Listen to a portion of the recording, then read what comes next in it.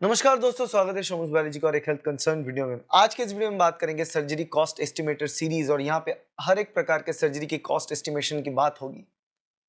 इस वीडियो में हम बात करेंगे कि एवरेज हॉस्पिटल स्टे कितना है सर्जरी के लिए, टाइम कितना लगता है फुल रिकवरी में, रिस्क फैक्टर्स और कॉम्प्लिकेशंस क्या क्या आएगा इस सर्जरी के बाद, और कॉस्ट ऑफ सर्जरी और रेट ऑफ सक्सेस। आज बात करेंगे gallbladder stone removal surgery के बारे में। Gallbladder stone removal surgery के लिए कौन से डॉक्टर के पास आपको विजिट करना चाहिए? जनरल सर्जन, कोई भी जनरल सर्जन ये सर्जरी कर देगा। सबसे इजी तरीके का सर्जरी माना जाता है ये सर्जरी के रियल्स में। और गैस्ट्रोइंटेस्टिनल सर्जन्स भी करते हैं। अगर आपके पास गैस्ट्रोइंटेस्टिनल सर्जन्स अवेलेबल है तो आप जीआई सर्जन के पास जाइए, otherwise you can go with general surgeon. आप बात करते हैं कि average duration of hospital stay, hospital में कितने दिन तक आपको रहना पड़ेगा। जनरली देखो, ये अगर लैप्रोस्कोपिक सर्जरी होता है तो 1 से 3 दिन, जनरली मैक्सिमम केसेस में 2 ही दिन रखा जाता है। आज सर्जरी होगा, आपको कल रख के परसों डिस्चार्ज कर दिया जाएगा। वहीं पे अगर ओपन सर्जरी होता है तो 1 हफ्ते तक टाइम लग सकता है क्या हॉस्पिटल में स्टे करने के लिए। अभी बात करते हैं टाइम फॉर फुल रिकवरी। अगर आपको gallbladder stone removal surgery होता है, मतलब गॉल ब्लैडर को ही रिमूव कर दिया जाता है वहां पे, उस सर्जरी में आप कंप्लीट रिकवरी पूरी तरीके से ठीक होने में कितना टाइम आपको लगेगा? देखो, आपको यूजुअली अगर लैप्रोस्कोपिक सर्जरी होता है तो 1 से 2 हफ्ते ही लगेगा बस। और अगर ओपन सर्जरी है तो 4 हफ्ते से 6 हफ्ते तक, मतलब 1 महीना से 1.5 महीने तक लग सकता है, क्योंकि वहां पे स्टिचेस काफी ज्यादा रहेगा, तो इसीलिए वहां पे डाउन टाइम थोड़ा ज्यादा रहता है।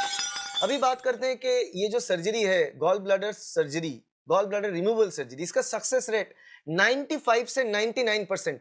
अगर, क्योंकि ये सबसे आसान तरीके का सर्जरी माना जाता है, इसका सक्सेस रेट बहुत बहुत हाई है, 99% सक्सेस रेट मिलता है। अभी बात करते हैं कि ये जो सर्जरी है गॉल ब्लैडर रिमूवल सर्जरी, इसकी पोस्ट सर्जरी कॉम्प्लिकेशन क्या है, सर्जरी के दौरान क्या क्या प्रॉब्लम हो सकता है। देखो, कुछ प्रॉब्लम हो सकता है जैसे कि बाइल लीकेज, बाइल डक्ट को डैमेज की अगर सर्जरी के दौरान हो जाता है तो बाइल लीकेज होगा, वो एक प्रॉब्लम है। सेकंड प्रॉब्लम ये होता है अगर बाइल लीकेज होता है तो डाइजेशन में प्रॉब्लम होगा, डायरिया वगैरह हो सकता है। और कभी कभार सर्जरी के दौरान, क्योंकि गॉल ब्लैडर की पोजीशनिंग ऐसा होता है कि उसको निकालने के वक्त हो सकता है कि पैनक्रियास में थोड़ा बहुत इंपैक्ट आ जाए, तो पैनक्रियाटाइटिस भी हो सकता है बहुत रेयर ओकेशन में। तो ये सारे प्रॉब्लम्स आ सकते हैं, मगर ये डील भी हम कर सकते हैं काफी आसानी से। अभी बात करते हैं असली मुद्दे पर, कितना खर्चा होगा। खर्चे की बात करें तो गवर्नमेंट हॉस्पिटल में इसका खर्चा बहुत कम आता है, 5,000 से 50,000 के बीच अच्छा खासा ट्रीटमेंट आपका हो जाएगा। अगर आप गवर्नमेंट स्कीम इस्तेमाल करते हो लाइक आयुष्मान भारत, तो आप इस्तेमाल कर सकते हो।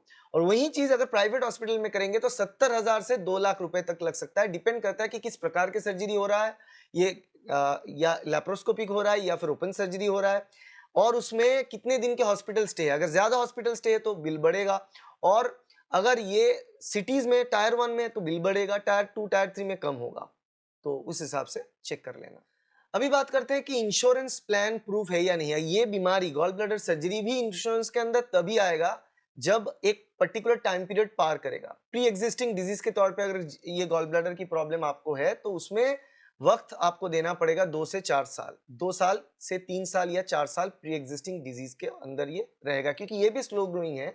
और अचानक से आप अगर जाएंगे तो सर्जरी के दौरान 1-1.5 महीने के बाद अगर आप जाते हो विथ इंश्योरेंस तो आपको इमीडिएटली नहीं मिलेगा, वेट करना पड़ेगा। रिस्क फैक्टर की बात कर लेते हैं। अब रिस्क फैक्टर की बात करें तो ये जो गॉल ब्लैडर की सर्जरी में उतना रिस्क फैक्टर होता नहीं है, मगर फिर भी एक ही बार होगा जब अगर कोई बहुत ज्यादा ओबेस हो। तो ओबेसिटी एक फैक्टर है, आपके शरीर में फैट ज्यादा है, आप फैट कंटेंट ज्यादा खाते हो, फैटी फूड ज्यादा खाते हो, तो वहां पे प्रॉब्लम आएगा।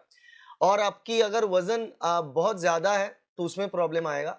और उम्र, एज अगर 40 के ऊपर है तो जाके थोड़ा कॉम्प्लिकेशन हो सकता है। महिलाओं में ज्यादा कॉम्प्लिकेशन होता है, प्रेगनेंसी में ज्यादा कॉम्प्लिकेशन होता है, और अगर पुरुषों में देखा जाए तो कॉम्प्लिकेशन की मात्रा कम होता है। अगर आपके दिमाग में कोई क्वेश्चन है तो क्वेश्चन आप कमेंट सेक्शन में पूछ सकते हो, मैं कमेंट में आपका जवाब देने की कोशिश करूंगा।